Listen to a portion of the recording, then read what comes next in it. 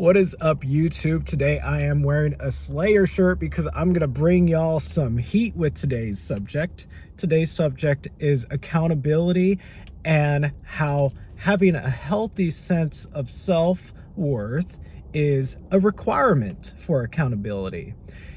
In life, people have difficulty taking accountability for their behaviors, and this is usually seen in relationships. In relationships, there's usually people who have trouble taking accountability for their behavior, for their maladaptive behavior in a relationship. Let's say one partner abuses the other partner. One partner might be in complete denial. They might avoid, they might dissociate themselves from their own behavior in the partnership because they do not have a strong enough ego to survive accountability.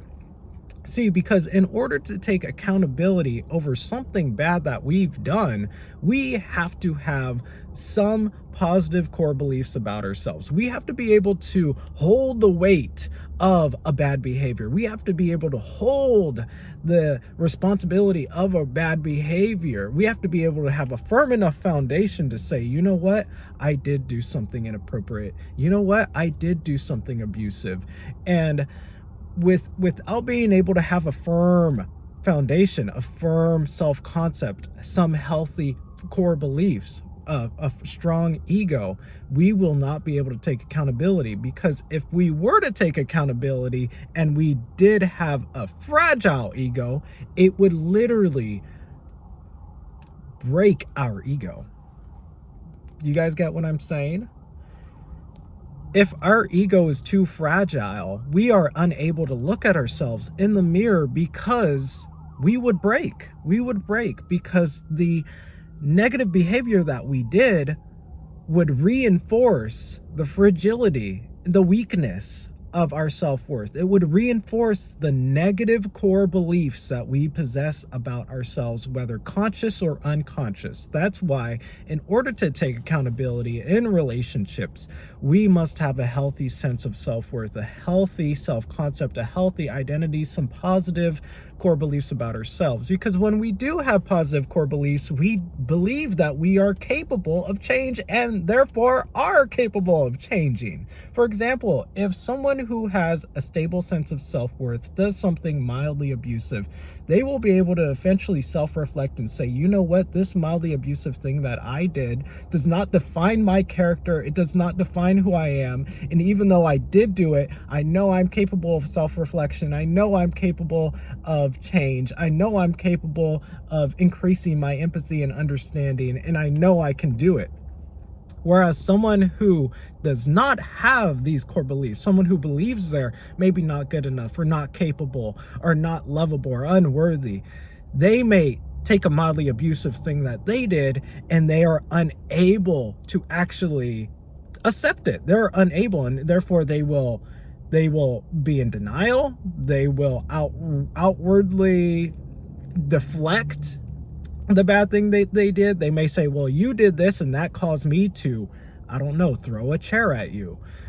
See, so that deflection of their behavior, they put the blame on you.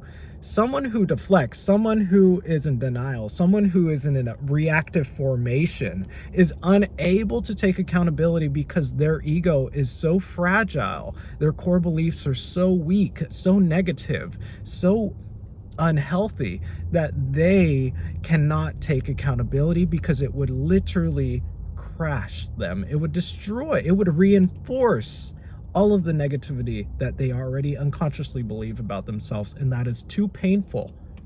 That is too painful of a thing for someone with a weak ego to do. Accountability is too painful. It's like, in order to do a push-up, you have to have enough strength in your arms. In order to take accountability, you have to have enough of a solid sense of self-worth to do it.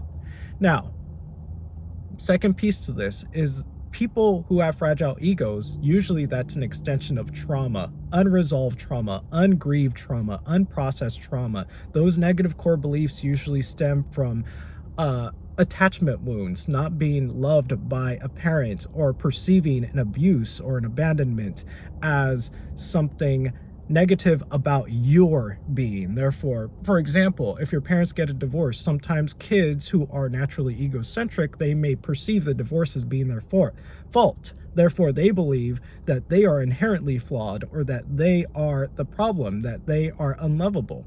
Therefore, they grow up to have low ego strength or fragile ego and have difficulty with taking accountability. Guys, this is just one tiny little very detailed example of how that might look like. Whereas someone who was loved by their parents, they might develop more positive beliefs and they're able to take accountability. So guys, that's my exploration of the concept of ego strength, ego fragility, and accountability, and how it is a requirement to have a healthy ego and healthy self-concept, healthy self-worth, in order for us to take accountability and responsibility over bad behaviors or unhealthy behaviors in relationships specifically. Guys, thanks for watching if you made it this far. And once again, I said I'm wearing the Slayer shirt because I'm going to bring y'all the flames from hell. I'm going to bring you that intellectual, freaking psychological attachment theory beauty up in this motherfucker, guys. It's a beautiful day. I hope you got something from that, guys. Let's work on ourselves. Let's build our self-love. Let's build healthy core beliefs about ourselves. Remember that actions help with building core beliefs. So let's do something today. It's Thursday afternoon. Let's do something today that can help us develop a healthy sense of self. Go do some self-care. And I hope y'all have a wonderful rest of your Thursday. Peace and love.